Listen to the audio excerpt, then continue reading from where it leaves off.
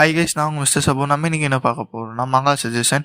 இதுக்கு முன்னாடி ஒரு சின்ன டிஸ்க்ளைமர் கொடுத்துக்கிறேன். இந்த வீடியோ வந்து 18+ video, because it has very vulgarable scene. இந்த மங்காவில் வைலன்ஸ் ரொம்ப நிறையா இருக்கும்.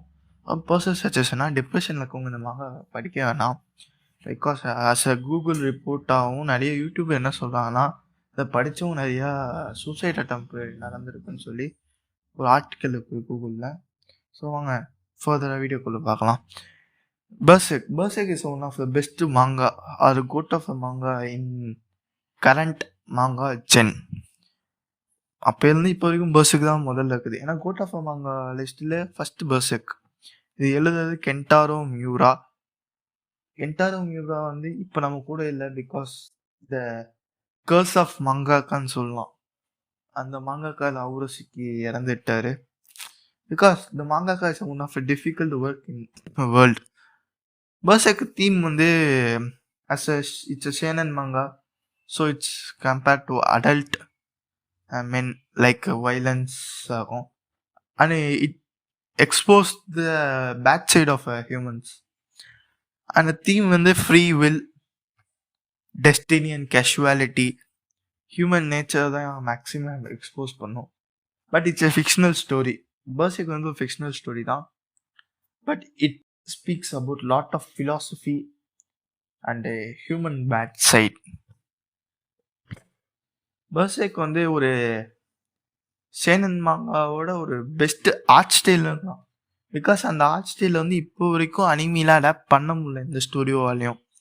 அப்படிப்பட்ட ஒரு ஆர்ட் ஸ்டைல் அவ்வளோ டீட்டெயிலாக இருக்கும்.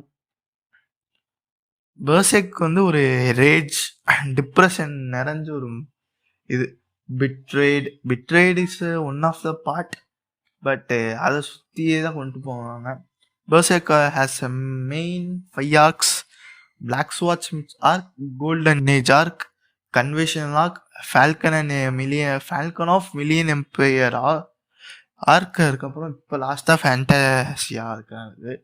இந்த ஃபேண்டசியா ஆர்க் ஸ்டார்ட் பண்ணும்போது தான் கென்டாரோ மியூரா நம்ம உலகத்தை விட்டு போனாரு, பிகாஸ் ஹீஸ் டைடு. முன்னாடி சொல்லியிருந்த மாங்காக்கா ஒரு கர்ஸ்ன்னு வந்து என்னதுன்னா வந்து மாங்காக்கா இஸ் வாலண்டரி என்சலேவ்மெண்ட்டும்பாங்க.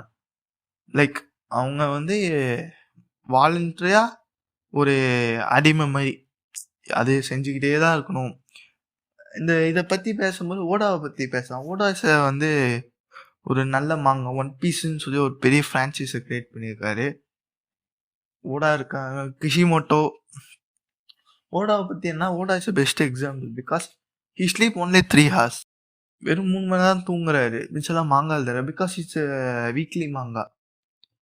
அதே மாதிரி தான் that problem he has some brain issue and it has shoulder dislocation and lumbar break, something happened to him, and spinal cord has some problem.